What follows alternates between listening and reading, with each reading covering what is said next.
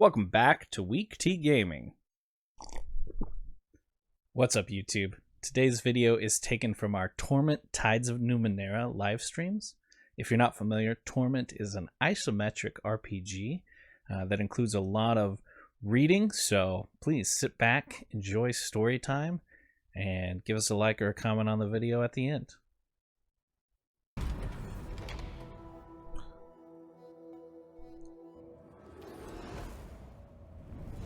Oh, I'm alone for this fight? That's not great. I guess I can talk to them. It's an Escher staircase, by the way. That's fun. I respect that. Hi,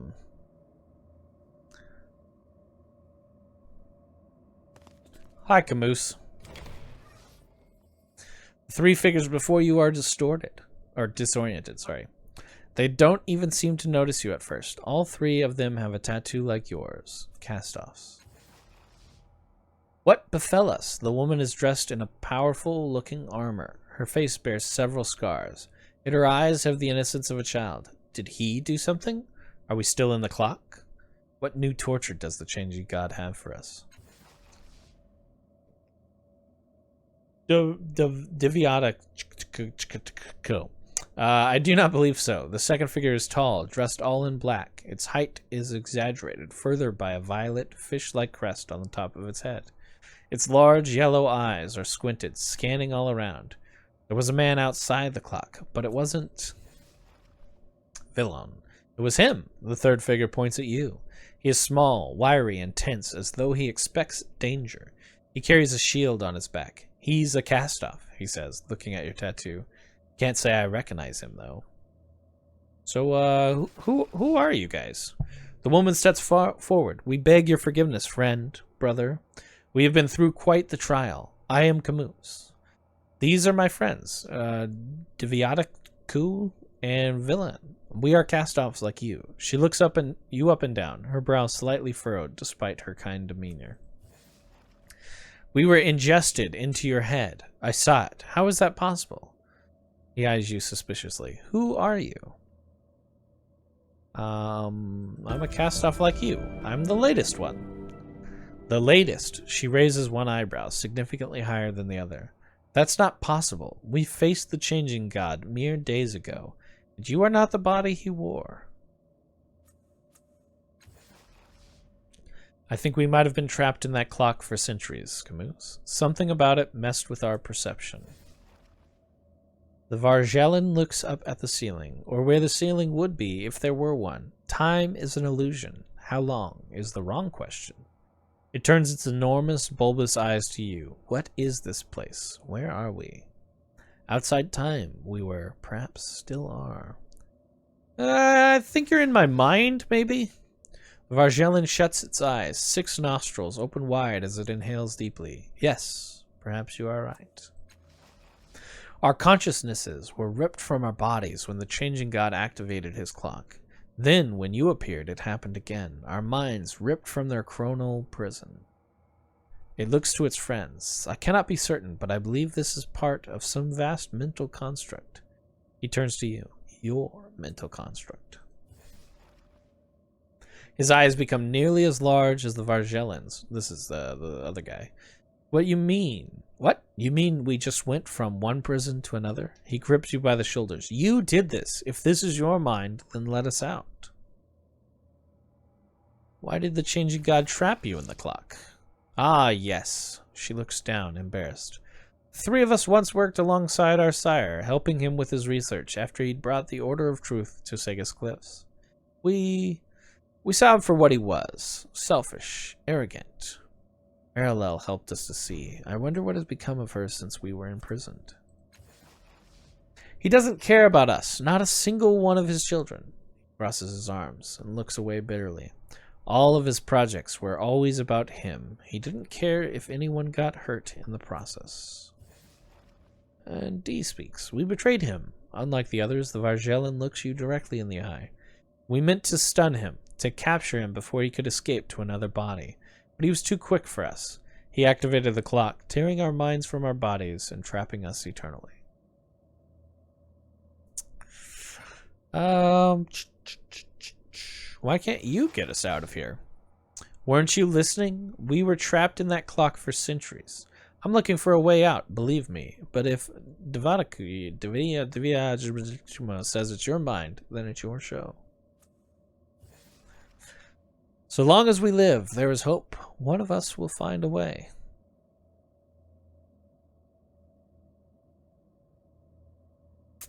I don't know how to get out of here. Relax, friend, brother. Whether for days or centuries we survive that clock, we will survive this. If time is an illusion, then it is not our enemy. We will find a way. Well, I don't see any way. I feel like I'm a petulant child. The Varjellen stretches its neck, putting its face within a handspan of yours. It seems to be examining you. Then it says, "Your mind. Only you have the power to change." What he's trying to say is that this place was created for your body, or perhaps by your body. Our sire placed within each of us unique gifts and abilities.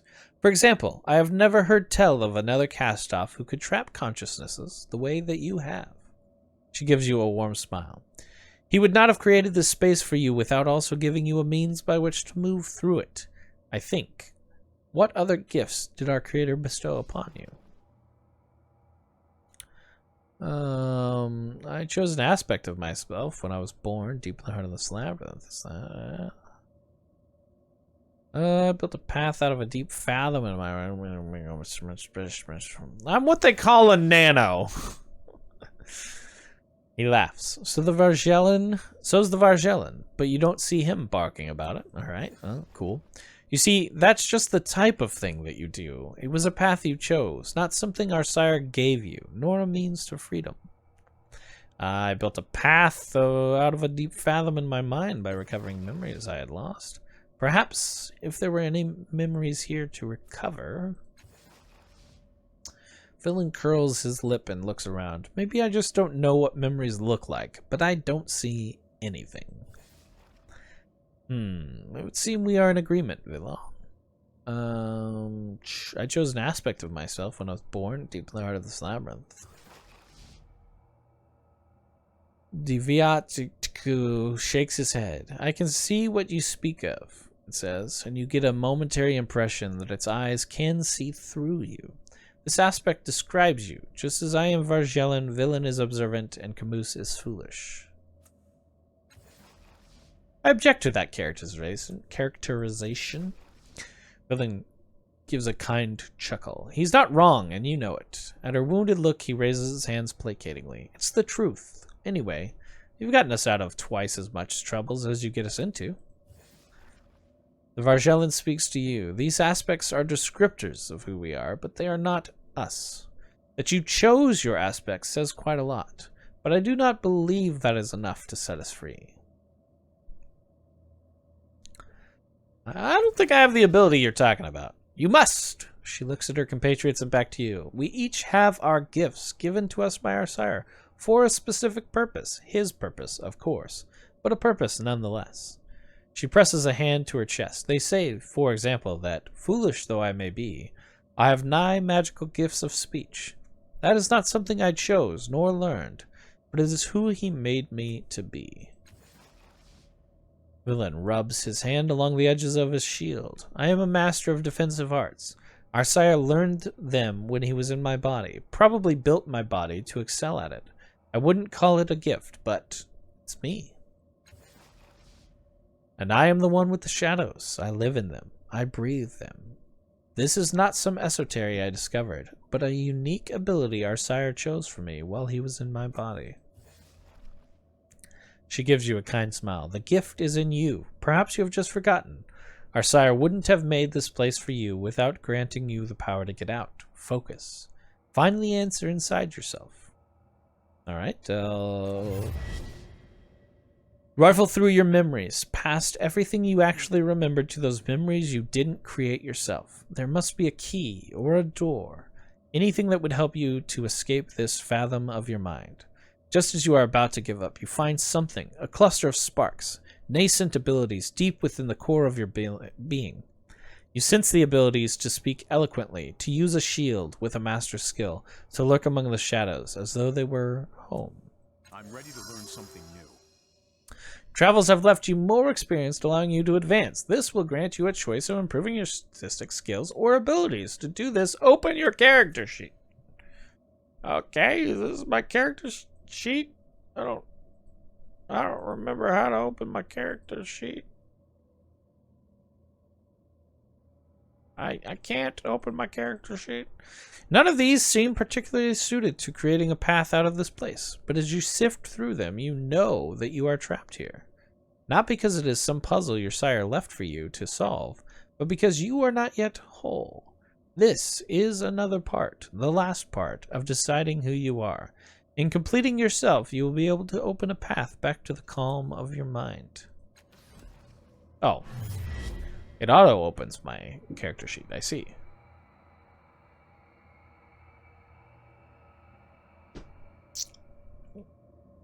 Alright, select a focus, brandishes a silver tongue. You know the right thing to say in every situation. There is no obstacle that cannot be overcome with words. Oh, unlocks natural charisma.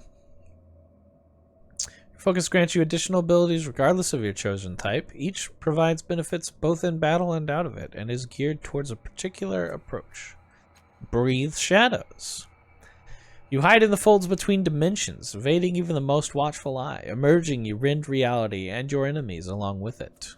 Nocturnal. Gain plus 5%. Surprise attack. Okay. Master of Defense. You study techniques to defend yourself and others physically and mentally in any situation. Can counterattack?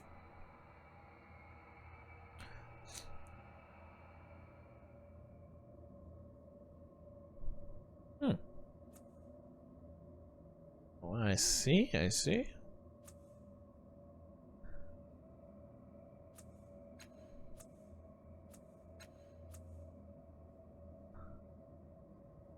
Huh.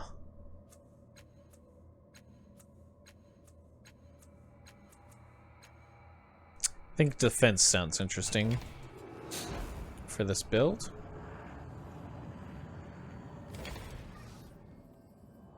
That's it! You did it! Yay me! Does this mean we can go back to the real world? I don't think so, Villon, but it does mean we are free. Finally. He turns to you. Thank you, friend. Go. We will follow. Something's not right. Shadows, singles. It's safer for him to go first. This guy's setting me up.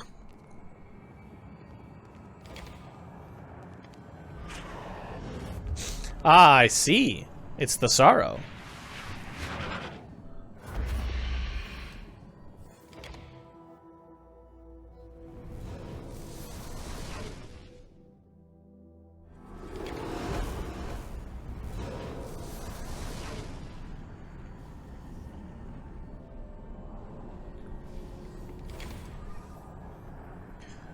The Spectre, I saw what happened. Are you alright? That thing almost killed you. Well, what did happen? It blasted you out of that part of your mind. His voice is somber. The sorrow must be gathering its strength, taking spaces in your mind to keep you from reaching your full potential. I don't know why it doesn't just destroy you. Maybe the fragments aren't strong enough yet. It's alright, though. We have more important things to do, right? Like get that chamber fixed. Something feels odd about this man, but it takes a while to put your finger on it. It's his thoughts. They aren't there. Or rather, they are there, but they're indistinct. A kind of white noise that blends in too well with the background hush of this place. So are you, like, you always here, or what? Where else would I be? Okay, I broke the resonance chamber. Yeah, I saw that. I don't see everything you do out there in the world, but I definitely saw that. You have to find a way to fix it. What should I do now? With the chamber broken, I'm not sure. We need to find someone who can fix it. That chamber's our only hope. Without it... How did activating the clock in the real world open the chamber? Who knows? It probably triggered something in your mind, made a bridge you didn't have before. Maybe you did have the bridge once, but you lost it. Could other fathoms open like that? Maybe. You've already made a lot of changes to this place. At this point, nothing would surprise me. Your thoughts are fuzzy. Why can't I read them? His voice is dry, but his smile takes some of the sting from his words. I imagine it's because we're in a place of pure thought. I'm a construct of pure thought, and that our conversation is taking place on the level of thoughts. Most things here aren't real. It'd be like reading your own mind. How do I get back this time? Portal's still there. I don't see why it wouldn't work twice. If this is my mind, why don't I remember this place? I told you as much as I know. It's your mind, and that means you're in control. You just need to figure out how to unlock its secrets. I don't know how, but I think the resonance chamber will do that for us. It'll unite us, make us whole again. Is there anything to do while I'm here?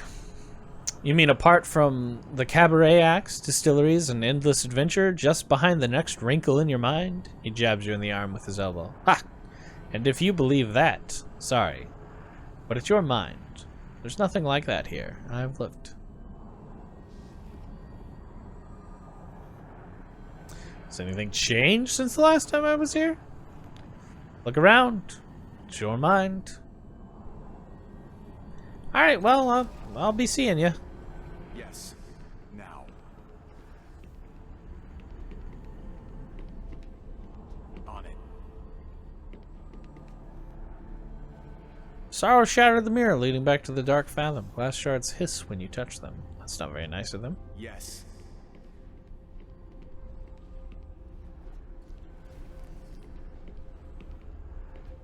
Ready. Much better. Let us leave our own mind.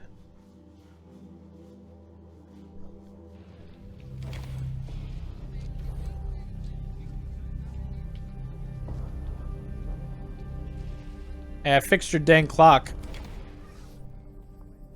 You fixed the clock. I knew you could do it. I knew it. She shoots a triumphant smile at Mimion. You must tell us what you saw. Who were those figures? Were they cast-offs? What did they say? Were you able to retrieve them? Patience, Cass. We must first congratulate our guest. He turns to you. Masterfully done, revered one. A performance worthy of your sire. He bows gravely to you. You are most welcome here. And we do have answers for your questions, revered one. That is, as soon as we hear the report of what you have found.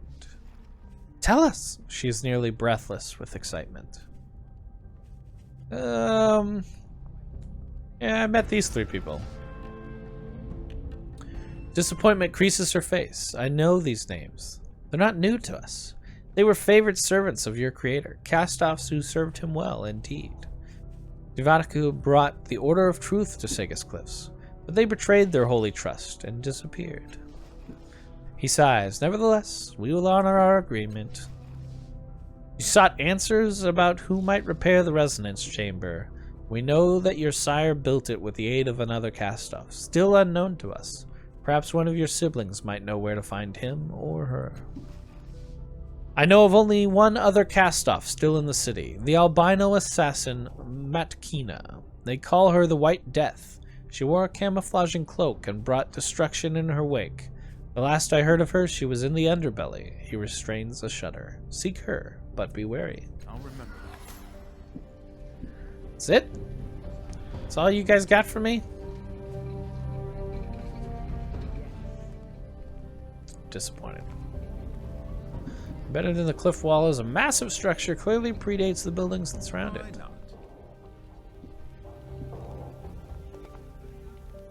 I don't know where that leads.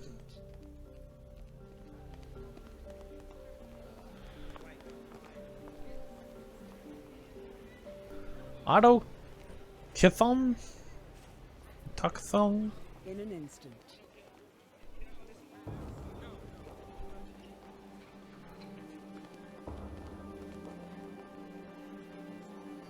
Of course.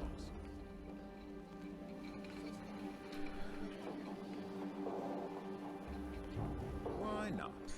Have I explored the entirety of this?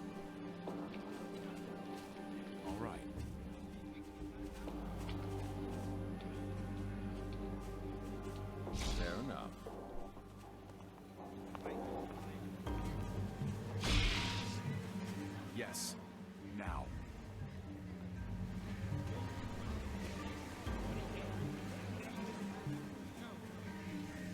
Absolutely.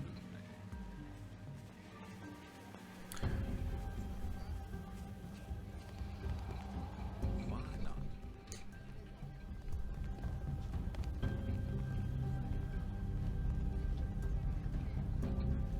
Let's go up first. Up first.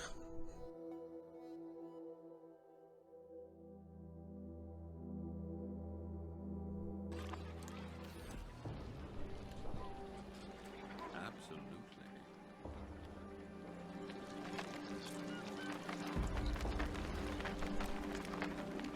Don't mind if I do.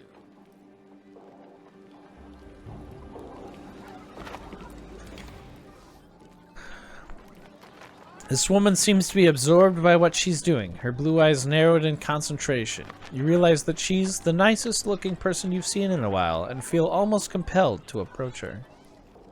She shakes out the golden cloth she's examining and holds it up to the light. Such beautiful colors, she murmurs. She meets your gaze. It would look lovely on you. You tell me about this place? Of course. This is Government Square, home to the City Council and the Order of Truth. The rest is embassies and city records, but you might enjoy a stop at the Red Thicket. She points to a red stone enclosure nearby. Who are you? My name is Alcine Paris. You can call me Alcine, if you like. She offers a tentative smile. I'm, something, but I work mostly with children. You know, healing scraped knees and the occasional broken bone. We're lucky here in Sagus that it's rarely anything more serious. So many children need my help. Too many. What are you doing? Waiting for an appointment, she says with a tentative smile. I heard that you're the keeper of the House of Empty Time. Then you must have questions. Ask away. How does the House of Empty Time work exactly? A child enters the gate and emerges in another time to find a new family waiting for them. Willing parents register with the Keeper in their own time period, and after rigorous questioning, have their names added to the gate itself. After that, she shrugs. Who knows? The children have loving families, and those families have children to love. Why is the House of Empty Time a secret? Because it's not the strongest system in the world. No one knows how many trips the old thing can stand. So we use it only for those who really have nowhere else to go. Her face hardens. And if everyone knew about it, some of them would treat it the same way they do other orphanages. We'd find babies dumped in boxes, small children left crying with nothing but the clothes on their back. She seems to come to a sudden realization of what she's saying, and two bright spots of color appear on her cheeks. She clears her throat uncomfortably. The people of Sagus have been very good to me, she says eventually. Why are you in charge of the House of Empty Time? Because I walked through it. She smiles at your reaction. So yes, I was an orphan, and yes, I'm from another time. One much earlier than the present. As a child, I had the unique pleasure of being able to read history books and imagine what my real parents were the heroes of ages past. Her smile dims. And before you ask, my parents in this time are dead. But we spent many happy years together, and I will always be thankful for the life they gave me. As for the gate itself, she looks at it fondly. When I am dead, or hopefully before, it will choose a new guardian from those who have passed through it. And I'll have someone to keep me company through the end of my days. Not a bad bargain, all told. Could I adopt a child? I'm afraid not, she says. One of the main requirements for adoption is a stable environment. If you ever decide to settle in Sagus, then we can talk. Alright, well, catch you later.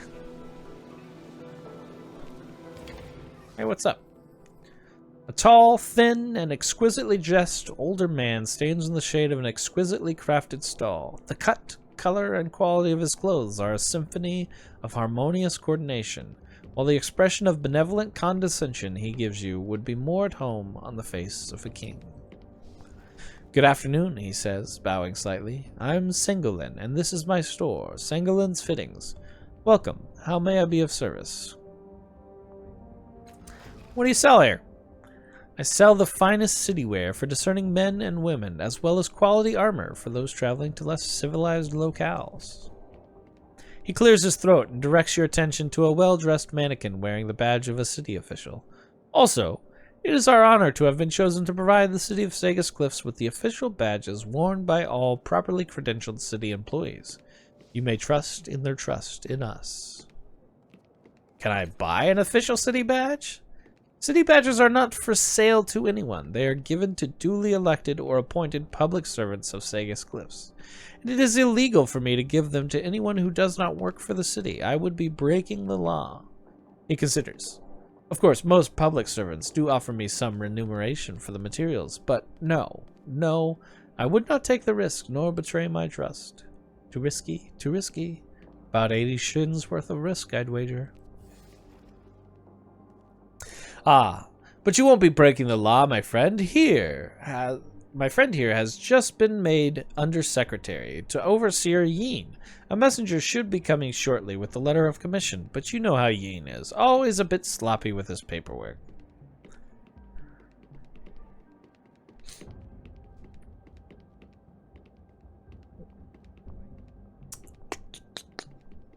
Yeah, thanks, Tiber. Singlin purses his lips. I'm afraid I am unbribable, my friend, but if you were to purchase this fine pair of red boots for, say, 80 shins, it is possible I might leave something of value in the left boot by accident. You know, that sounds like a reasonable price. Very good, sir. I'll wrap them up for you. You'll find the extra buckle in the left boot. I'll remember that. Is that all for today? Can I interest you in our fine collection of armor, perhaps? Tell me about Government Square. Of course, sir. He puts a finger to his chin. Let me think. There's Council Tower just over there, and the Order of the Truth. And you can't forget the Red Thicket, that walled courtyard on the edge of the square. Or were you curious about our fountain here? Tell me about the Council Tower. It is ancient beyond reckoning. The tower's roots go all the way down to the forges in the underbelly, and within it sits the Council of Sagus Cliffs, the finest, fairest legislative body in the Ninth World. And I don't say that just because they are my most valued patrons. They have run the city well for centuries, and thanks to me, they look magnificent while doing it. Tell me about the Order of Truth. They are a credit to our city, wise scholars and deep thinkers. He smiles. Excellent customers as well. They are very particular about their robes. And what is the Red Thicket? The Whispering Wood, I call it. A very curious and ancient place. You can speak as loudly as you like in there, and none but your partner can hear you. A great place for diplomacy. Tell me about the fountain.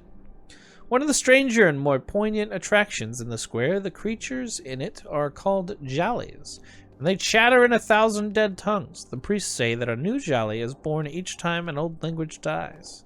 He shakes his head. You could listen to them for a month and never hear the same language twice, or understand a single one. Yeah, let me ask about something else. What do you know about the people in this district? I'm not one to gossip, sir, but if you insist. Who do you wish to know about? You seen a white-skinned, hard-faced woman in the neighborhood? Very tough, dangerous looking? He frowns for a moment, thinking, then nods. Yes, in fact, I believe I sold her a cloak once. The way she wore it, it seemed as if she wished to hide her face, with a face like that, I could really understand. He looks in the direction of the council building. I got the impression that she might do secret work for the families, but I wasn't about to ask. How well do you know Alcine? She stops here often, though she doesn't always buy something. I know little else about her, except that she is a Chirurgeon who administers to children. He raises his eyebrows. I don't think that's all she does. Sometimes I see her speaking to strangers from elsewhere in the city. Married couples, usually. It all seems very hush-hush, if you know what I mean. Let me ask about something else. I'd like to see what you have for sale.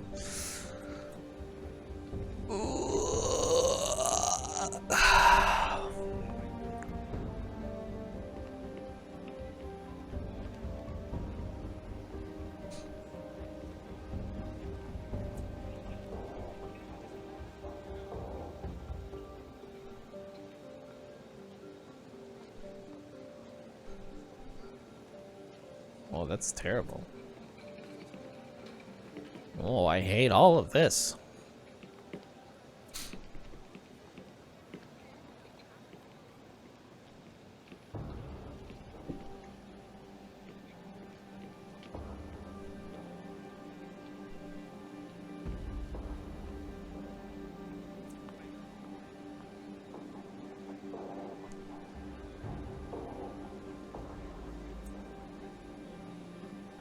This micro mesh armor is better than what I have.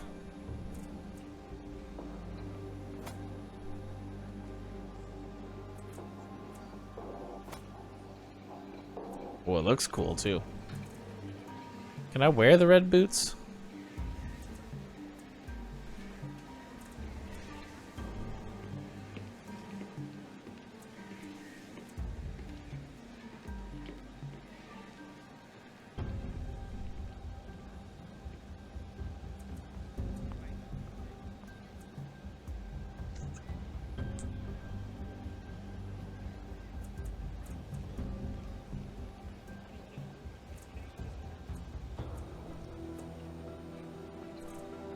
Can I sell him back the red boots?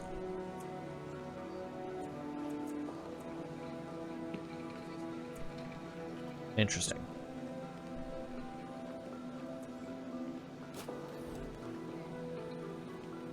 Thanks for the armor.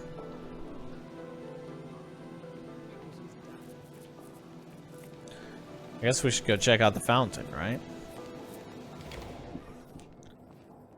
This fountain is constructed of a material that seems halfway between wood and stone. It doesn't contain water, as might be expected. Instead, it is filled with swarming, tiny fish-like creatures that leap and cavort in a wriggling mass, chattering to each other in what sounds like 1,000 different tongues. Yeah, let's try to catch one of the creatures. That sounds funny. Ooh. You thrust your hand into the slimy mass of creatures, but they easily slide through your fingers. Listen to what the creatures are saying. Fold your arms, listening intently to the fish jabber at each other. It sounds like a cloud of nonsense syllables mashed into baby speak. I'm ready to learn something new. A few oft-repeated sounds tug at your memory until something unravels. You stand before a rusty intelligence terminal, surrounded by crooked ruins, laying unfamiliar hands against the crackled glass. You speak words in all the languages you know. This takes some time. The terminal awakens at the sound of an ancient guttural greeting. You recognize it immediately as one of the words the fish-like creatures are babbling cheerfully at each other. Examine the woodstone fountain. The fountain, now that you're looking at it, is unfathomably old, coppery. Tongue-like decorations curl up over the rim of the structure, as if lapping at the endless stream of creatures within.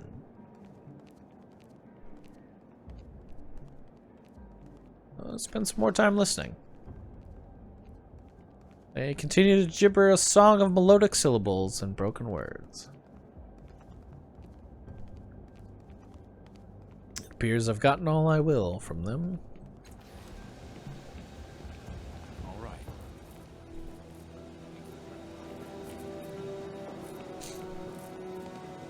Absolutely.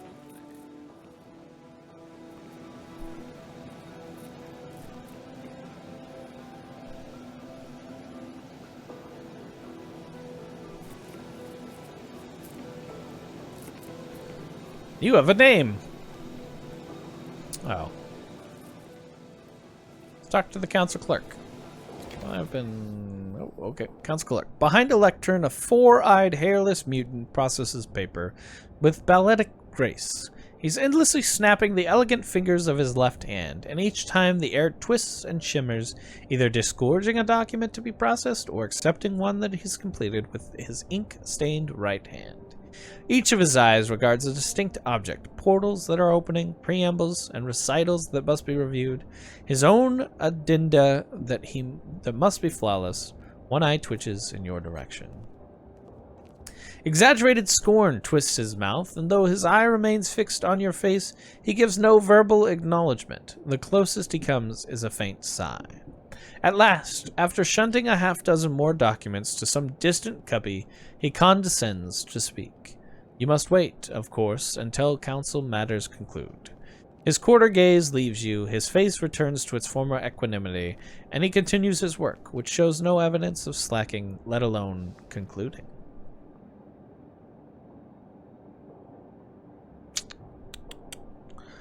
How long do you expect council business to take? The clerk rolls his idle eyes skyward, then answers in a voice that feigns having been worn down by endless pestering petitioners. Though as far as you can see, you're the only one bold enough to bother him.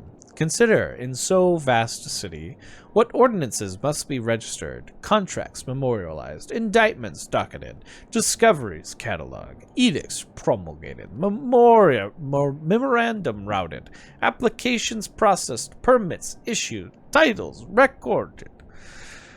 From such consideration, you may draw your own conclusions. I'd just like to talk with you for a short moment. The clerk continues filing papers for a rather long moment. Just when it seems he will not respond at all, he answers, I have no time for idle chit-chat, least of all while there is pressing council business to attend to. Is there anything I can do to hurry things along?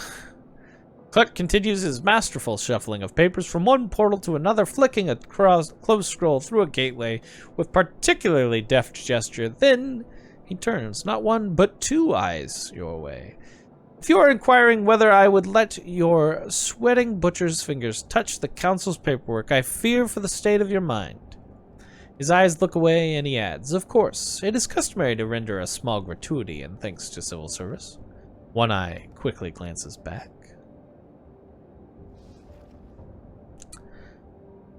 I assure you that my matters are important enough to be worth your time, sir.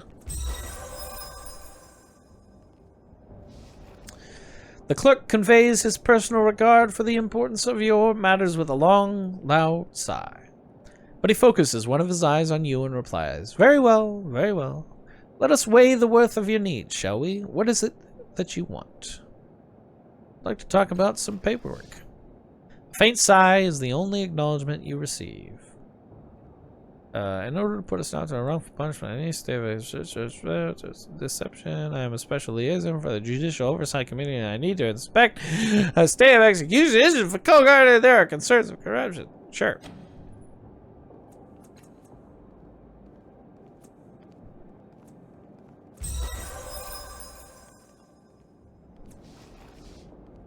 The clerk hesitates for a moment, then shrugs. It happens that the letter was consigned to destruction by year's end. Anyway, given the confirmation of Cardin's demise. With a snap of his finger, a letter appears and he looks it over to you. Yes, here we are. Quite the criminal he was, and no slouch in treason, but who am I to question the clemency of our peerless council? He hands it to you with a slight sniff. Tiber, let me check for errors, Tiber snaps with an angry look at the clerk.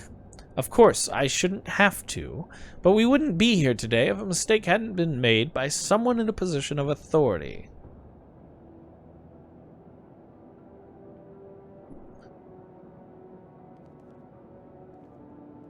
Here? We're doing this here? Well, he murmurs, slapping the document on your back. I could commit fraud in a plush armchair behind a locked door. He leans around your shoulder, flashing a grin. But where's the fun in that? You feel him writing something on the document, presumably Riss's name, before slipping it into your pouch and giving a polite little cough to catch the council clerk's attention.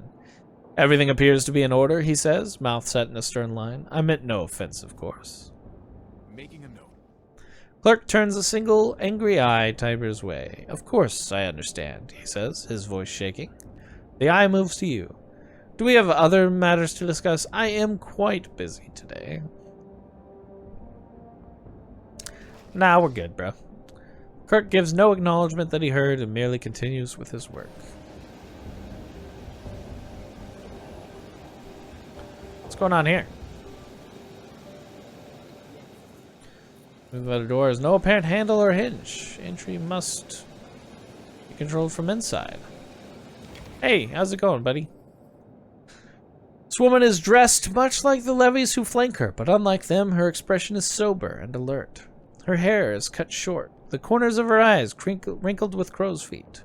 A little swarm of mechanical drones circles around her, buzzing messages in her ears. She whispers replies in return, and every so often one of them whisks away, disappearing into the city. What is it, citizen? She pauses, eyes darting to your tattoo, then to your face. No. You're the one they call Adon. I heard you were in the city. You sense a sudden wariness in her. It's been 10 years since your last visit. I was too young to know you then, but the drones remember. What do the drones remember about me? On cue, 2 of her attendant drones dip close to her ear, emitting a stream of raspy noise that might be some sort of language. You kept to your own affairs, but everywhere you went, the city held its breath. People deferred to you, even the ones with power and influence. You look the same as you do now, exactly the same. I want to know why. And if you don't mind telling me, I want to know what you're doing in Segas now. The stories they tell me are troubling. I'll have to keep an eye on this one. I'm looking for a woman named Matkina. The White Death. Her expression goes flat, but her eyes flick to your tattoo again. I should have guessed that. If Matkina is all you want, then you should ask for her in the underbelly. That's the last place any of my drones saw her, and the levies don't venture there. She leans a little closer and lowers her voice. And if you leave the city afterward, I'd be very happy if you took her with you. Another drone swoops past you, stopping just short of the woman's head. It unleashes a series of raspy buzzes and squawks. She whispers something to it, then glances back in your direction. What was it you wanted? Who are you? Sigan, captain of the levies. I'm not a levy myself, but I command them. What are the levies? She gestures at the 2 burly, smiling men to her left and right. They look like identical twins. Soldiers in the council's service. They keep order in the city. Her lips purse briefly, but she continues. Every citizen is required to raise a levy for the city's defense. The price is a year of their lives. Do your levies keep every district safe? No, she frowns. Underbelly lives under its own law. Cliff's Edge lives under no laws at all. If the levies don't keep order in Underbelly, then who does? A man called Folsom. Her expression is unreadable. I don't know anything about him, except that the council needs him, and so he does whatever he likes. Why don't you send any levies to Cliff's Edge? A lot of homes have been collapsing, and the city hasn't been able to help. Her tone is cautiously neutral. The council believes that the presence of levies could incite them to violence. It's the Mimovira. The council's giving her free rein outside the bloom as well. The levies seem awfully happy. Smile and a pleasant demeanor could have 100 explanations, yet this whole city is fooled by them. She shakes her head. I know the levies better than anyone, so the truth is plain to me, though I'd be lying if I claimed to truly understand them. If only I had a year to live that wasn't my own, I wouldn't be happy either. If I only had a year to live that wasn't my own. That's weirdly phrased. I have other questions. Go on, then. What were you saying to those drones? They carry my orders to levies all over the city, and they bring me reports from the levies back to me. She reaches out a hand, and one of the drones buzzes something unintelligible. A few years ago, the Aeon priests found them buried underground and brought them back to life. I learned their language, so our conversations are safe from prying ears. What's in the building behind you? She frowns. How is it that you don't recognize the seat of government? I know you lived here for a time. I must learn more about these cast-offs. Something isn't right about them. To tell the truth, I've lost my memory. You've lost more than that. I've seen images of you, through the eyes of the drones. 10 years ago, you moved differently, carried yourself like a king in the steadfast. You've lost your soul, or gained one. He's not who he was. That's a pain I understand all too well. I don't mean to be harsh. She gives you a faint smile. Thank you for being honest with me.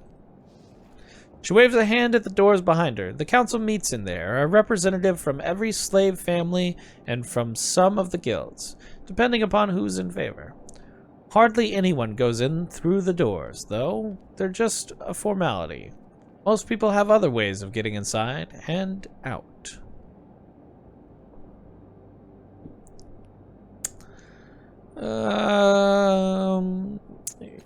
Why don't you like Matkina? I don't like assassins, especially good ones. I don't like the temptation they represent to the people in power, to the people I'm supposed to serve. Make it too easy to solve problems discreetly. She pauses, as if debating whether to go on. Then she does. I don't like the fact that whenever I scratch the surface of a wound in this city, it leads back to someone with a tattoo like yours. What exactly is this building? They say it's a ship, built by the ancients to sail the void between worlds. Now the crag grips it tight, like an old husband holds his wife, and it'll never sail free again. Alright, cool. Good talks.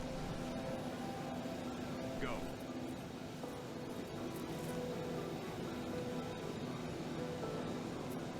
On it. Oh, was is this?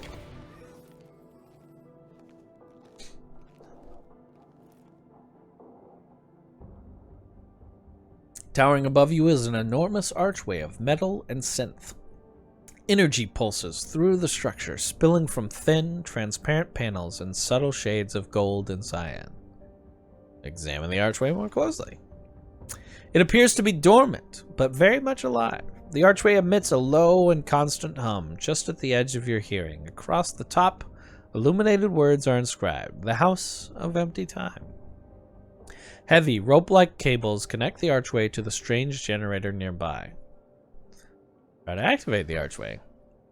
You scan the parts of the arch that are accessible from the ground, but you don't see anything that resembles a control device. Finally, you give up your search. If the arch can be activated at all, the method is unclear. Perhaps it could only be activated by the words of its creator, or someone designated by that person. Such things are not unknown in the Ninth World. Fine. Let's talk about the generator. Power still flows through this ancient machine. A brassy heartbeat pulses within it, just at the edge of hearing, and tiny bubbles orbit the entire structure. No, not bubbles, holes in space. Examine the device. This generator combines a huge number of mismatched parts into a functional whole. Once again, you notice the circonate symbol etched into the side like a maker's mark. Look through the orbiting holes in space. A sizzling beam shoots out of the hole and strikes you dead in the eye. It doesn't hurt in the slightest. Instead, your mind is briefly filled with the mouth-watering image of a slab of grilled something and the chummy tones of an advertiser's sales pitch in a language you don't recognize. Do it again, right? I'm ready to learn something new. You lock your eyes on a hole watching an orbit. Sometimes the buildings it passes in front of are still there, sometimes they're on fire. Most of the time, however, nothing lies beyond the hole in the air but blackened wastes and whirling dust. All right.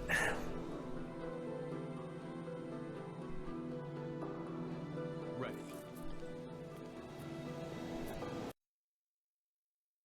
This has been a WeakT Gaming video. Make sure you subscribe to the YouTube channel, punch the little notification bell, maybe give us a like or a comment, and you know what? You have a nice day.